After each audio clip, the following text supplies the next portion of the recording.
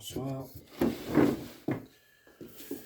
Je vais lire 1 Corinthiens 10, pour la gloire de Dieu.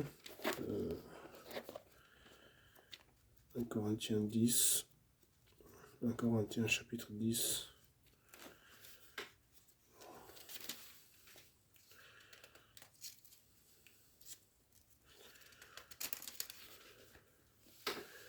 Exemple d'Israël dans le désert.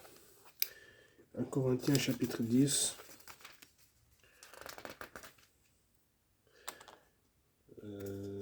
Exemple d'Israël dans le désert. Frères,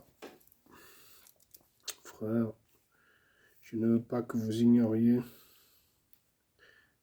que nos pères ont tous été sous la nuée, qu'ils ont tous passé au travers de la mer, qu'ils ont tous été baptisés en Moïse dans la nuée et dans la mer, qu'ils ont tous mangé le même aliment spirituel et qu'ils ont tous bu le même breuvage spirituel, car ils buvaient à un rocher spirituel qui les suivait, et ce rocher était Christ.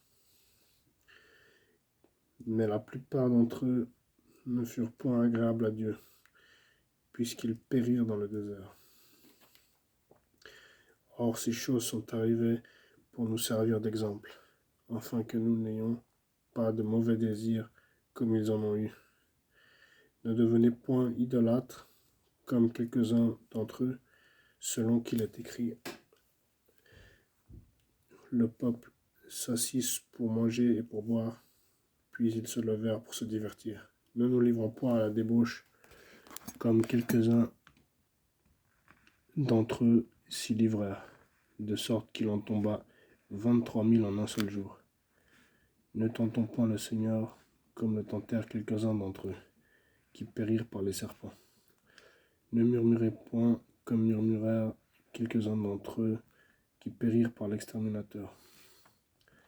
Ces choses leur sont arrivées pour servir d'exemple, et elles ont été écrites pour notre instruction, à nous qui sommes parvenus à la fin des siècles.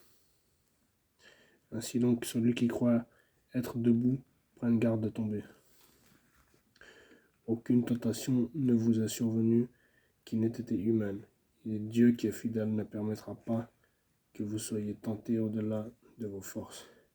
Mais avec la tentation, il préparera aussi le moyen d'en sortir, afin que vous puissiez la supporter. La table du Seigneur opposée aux autels païens. Verset 14. C'est pourquoi, mes bien-aimés, fuyez l'idolâtrie. Je parle comme à des hommes intelligents. Jugez vous-même de ce que je dis.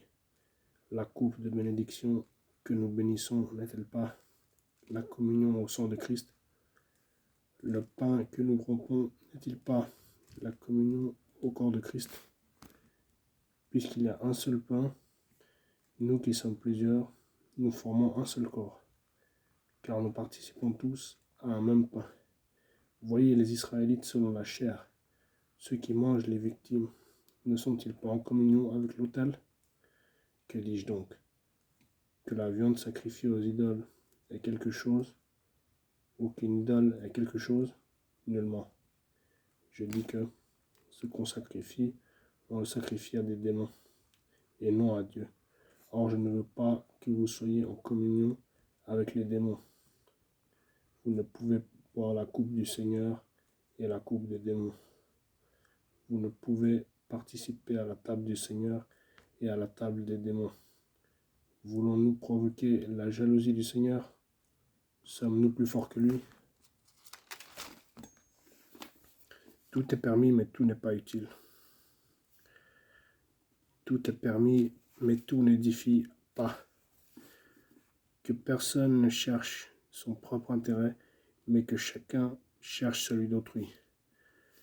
Mangez de tout ce qui se vend au marché, sans vous enquérir de rien par motif de conscience. Car la terre et tout ce qu'elle renferme est au Seigneur. Si un non-croyant vous invite et que vous voulez aller, mangez de tout ce qu'on vous présentera, sans vous enquérir de rien par motif de conscience. Mais si quelqu'un vous dit « Ceci a été offert en sacrifice », n'en mangez pas, à cause de celui qui a donné l'avertissement et à cause de la conscience. Je parle ici non de votre conscience, mais de celle de l'autre. Pourquoi en effet ma liberté sera-t-elle jugée par une conscience étrangère? Si je mange avec action de grâce, pourquoi serais-je blâmé au sujet d'une chose dont je rends grâce? Verset 31. Soit donc que vous mangiez, soit que vous buviez, soit que vous fassiez quelque autre chose, faites tout pour la gloire de Dieu. Ne soyez en scandale ni aux Grecs, ni aux Juifs, ni à l'Église de Dieu. De la même manière que moi aussi je m'efforce en toutes choses de complaire à tous, cherchant non mon avantage, mais celui du plus grand nombre, afin qu'ils soient sauvés. Amen. C'était 1 Corinthiens chapitre 10. Je vais relire le verset 12. Ainsi donc, que celui qui croit être debout prenne garde de tomber. Ainsi donc, que celui qui croit être debout prenne garde de tomber. Amen. Voilà, c'était 1 Corinthiens chapitre 10. Que Dieu nous bénisse, que Dieu nous conduise, que Dieu nous protège. À la prochaine. Ciao. Que Dieu nous